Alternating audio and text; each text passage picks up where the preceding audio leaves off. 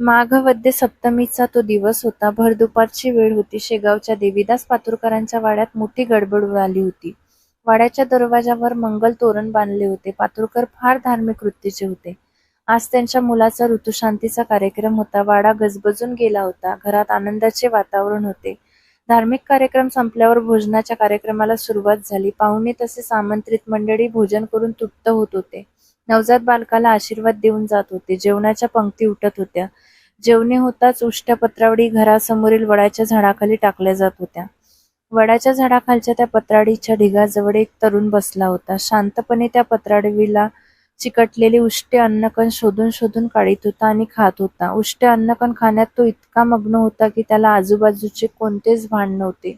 दिसायला सुंदर, तेजस्वी आणि शांत, गंभीर व्यक्तिमत्व असलेला तो तरुण अत्यंत देखणा तर होताच, पण नाकीडोळी नीटच होता. त्याच्या चेहऱ्याभोवती दिव्य असे प्रकाशाचे वलय पसरले होते.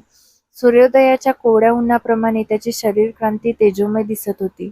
डोळ्यांमध्ये एक वेगळीच तेजस्विता होती.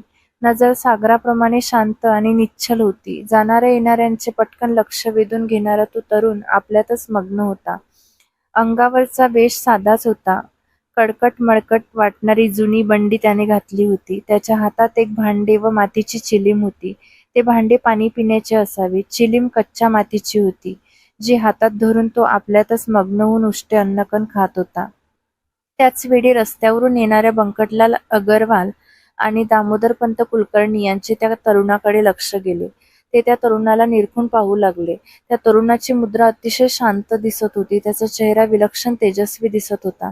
त्या दोघांनाही वाटले की दिसायला जरी हा वेडा वाटत असला तरी हा निश्चितच कोणीतरी ज्ञानयोगी असावा.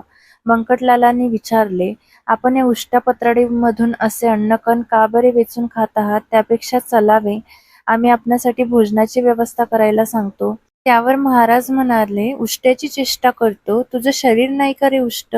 9 महिने आईच्या पोटात राहून तिनं खाल्लेलं उष्ट खाऊनच तर तू हे जग बघितलंस. हे सगळं बंकटलालाला खूप अद्भुत वाटत होतं.